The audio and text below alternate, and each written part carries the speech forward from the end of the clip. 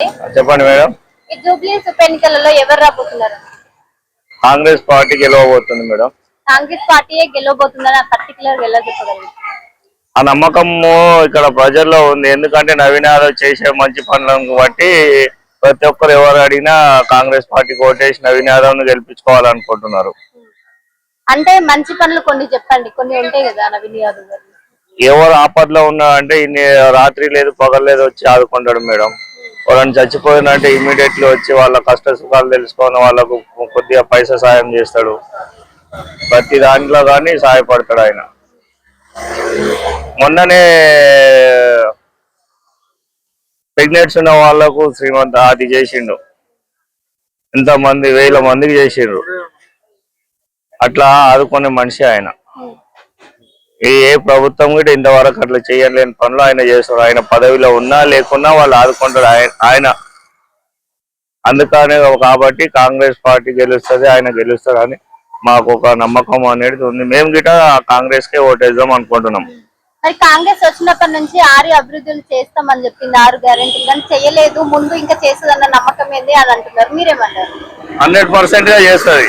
ఎందుకు నమ్మకం ఉంది చెప్పాలా? ఫస్ట్ కాంగ్రెస్ పార్టీ రాగానే ఉచిత బస్సు ఇచ్చారు. ఆరోగ్యశ్రీకి 5 లక్షలు ఉంటే 10 లక్షలు పెంచారు.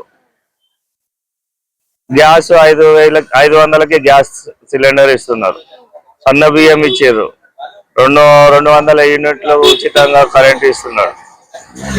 ఇంకేం కావాలి మేడం? ఇంకా కొన్న బాకీ ఇంకా ఏమన్నా ఉన్నాయి అవి కొద్దిగా మెల్లమెల్ల చేస్తారు. అంతే 10 ఏళ్ల పాటు పోయిన ప్రభుత్వము చాలా అప్పుల బాధలు పెట్టిపోయింది మన తెలంగాణ రాష్ట్రానికి.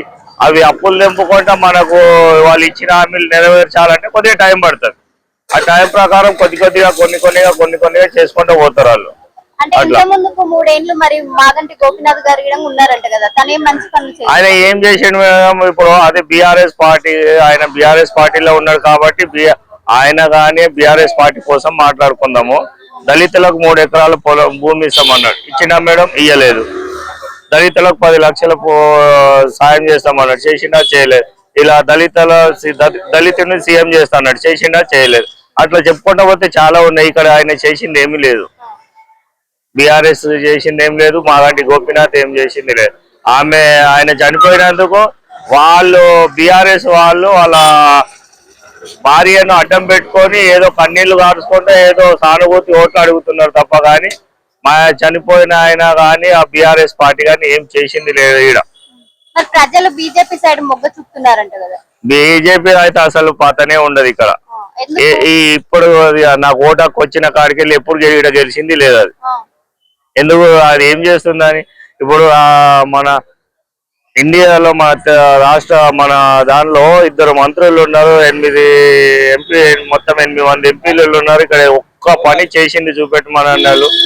ఒక్కటి చేసింది చూపెడితే ప్రతి ఒక్కరు ఎవరైనా ఓటేస్తారు. ఏం చేసిందే లేదు. వాళ్ళు వచ్చి ఇక్కడ ఏమైనా ప్రాబ్లమ్స్ ఉన్నాయని వచ్చి అడిగింది లేదు. ఇప్పుడు ఓట్లు ఉన్నాయని చెప్పి వస్తున్నారు ఆ బీజేపీ వాళ్ళు. ఇంతవరకు వాళ్ళు ఎప్పుడు రాలేదు ఇక్కడ బీజేపీ వాళ్ళు. ఇప్పుడు ఎలక్షన్ల అప్పుడు వచ్చి మాట్లాడి అడిగి చెప్పి పోతారంటే మళ్ళీ ఎలక్షన్లకే కనిపిస్తారు వాళ్ళు. మళ్ళీ అప్పటి వరకు ఎలక్షన్లకి కనిపించారు. వాళ్ళ ముఖం ఎక్కడ ఉంటుందో వాళ్ళు ఎట్లుంటారో కూడా తెలియదు. అటువంటి పెద్ద రౌడీ షీటర్ అతను, అసలు అతనికి ఎన్నికలలో టికెట్ ఎలా ఇచ్చినారు అని అంటున్నారు. ఆయన మీద ఒక కేసు చూపెట్టమనండి. ఎవరైతే అన్నారో నవీన్ యాదవ్ మీద ఒక కేసు ఉంది, ఒక క్రిమినల్ కేసు ఉంది. ఒక్కసారి జైలుకు పోయొచ్చింది అనేది ఒక చెప్పమనండి. దాన్ని ఎవరైనా ఒప్పుకుంటారు. లేనిపోయి నిందలు ఎందుకు వేయాలి?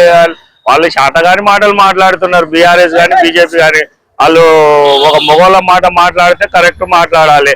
ఏదన్నా ఉంటే కాంగ్రెస్ ఓటేయకండి మాకు వేయండి అని అడుక్కోవాలి తప్ప కానీ ఆయన మీద కేసులు ఉన్నాయి, ఈయన మీద కేసులు ఉన్నాయి, అబద్ధాలు ఎందుకు చెప్పుకోవాలి? అబద్ధాలు ప్రచారాలు చేస్తున్నారు మేడం వాళ్ళంతా.